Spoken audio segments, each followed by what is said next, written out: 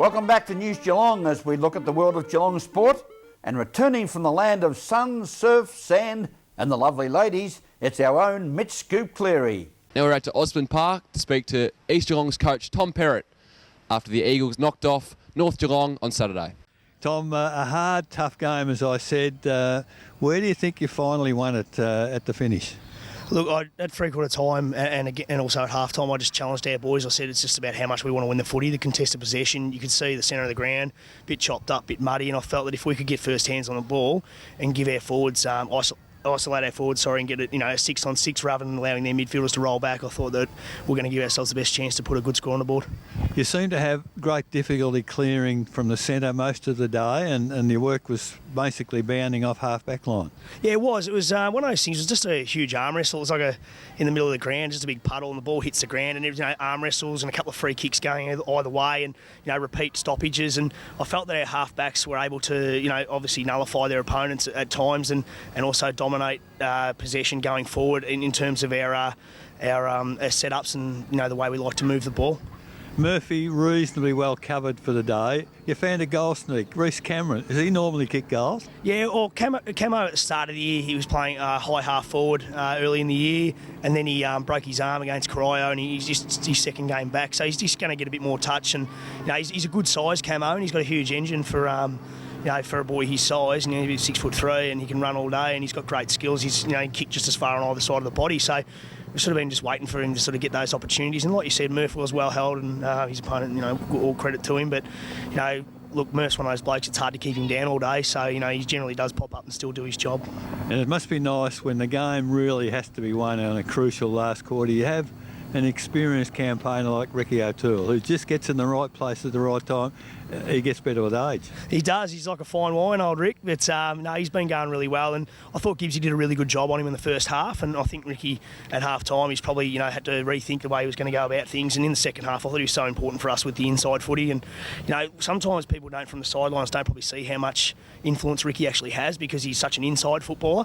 He's not one of those guys who'll get outside and take 2-3 bounces and kick a long goal. He does all the hard work. He's prepared to push roll the sleeves up and get his knees dirty. And for that, we're always eternally grateful. And I guess, Tom, at the end of the day, with the finals in mind, how important was that win? Oh, it's extremely important, but so's next week. We've got Werribee next week, and they'll probably be looking to bounce back against us from the first time we played them, and they're an extremely proud club, and they'll be looking to come down and try and upset us at home, and we'll be obviously looking to try and maintain the rage and hopefully get the job done against them at the end of the day.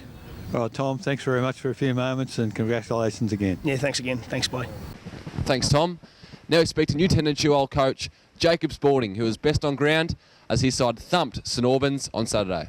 A victorious coach today of Newtown and Chilwell, Jacob Spalding, to win by a margin of more than 150 points. You've really hit form big time. Yeah, we have. Nico, it was a good team performance today. We knew St Albans had been in some pretty good form, and they've improved a hell of a lot since the last time we met. So we knew it was going to take a four-quarter performance today, and we were able to produce that.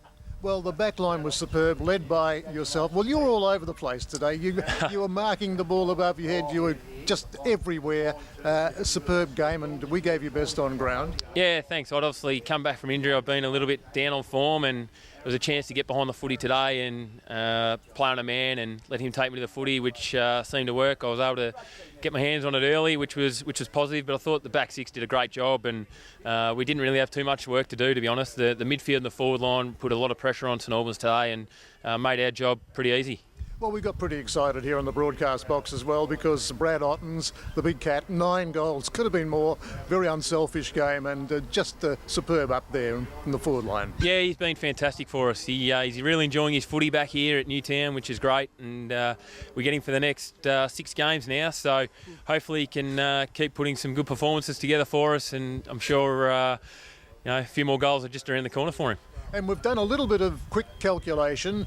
We see the percentage of Newtown and Chilwell up to 139 as a result of today's game. You've moved into third place, just behind St Joey's on 140. Yeah. So had you kicked another 6 today, you might have been in second position. Yeah, look, it's, we can only sort of control what we can control, and obviously the other results will fall how they do, and obviously they're falling our way today, which is pleasing. So we'll get back here on Monday night and Tuesday night and just keep working away and hopefully enjoy the bye and get ready for St Joey's in a fortnight. Yeah, well, that's going to be a cracker game, isn't it? And that's going to be a real litmus test as well. We'll know exactly where you're at, probably. Yeah, we will. Obviously, we had a good contest here at home round 5. So look, they'll be looking to revenge that, I would assume. But they're a good football side. We make no mistake about that. So we know we'll have our work cut out, but we're looking forward to it. Well, I recall now Alan Johnson, who wasn't available today, kept Robbo down to just 1 goal. So that was a big factor in that game, wasn't it? Yeah, it certainly was. Alan played a great role that day. Hopefully we get him back from suspension. That's why he wasn't playing today. So he'll come back into the side. We've also got a couple others available too. Lockie Edwards, Matt Sully, hopefully.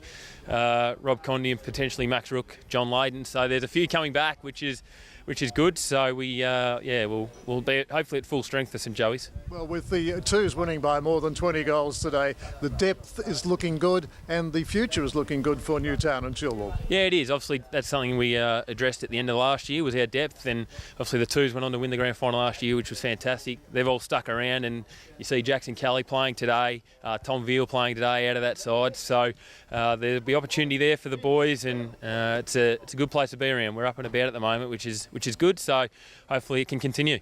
Thanks, Jacob. And there was no race meeting at the Geelong Racing Club last weekend, so John Dunn will be back next weekend. The synthetic track had a binding issue and the race were moved to Pakenham. So from down here at Simmons Stadium, it's back to you in the studio, Rollo. And now for all the weather conditions expected for Geelong and the Surf Coast over the next 6 days, let's look at the week ahead. Tomorrow, Thursday, we'll see a cloudy day with isolated showers, chance of a thunderstorm in the evening with a top of 15. Friday will be cloudy with isolated showers and a top of 13. Saturday we'll see partly cloudy conditions, isolated showers clearing in the afternoon, good for the footy, and a top of 13.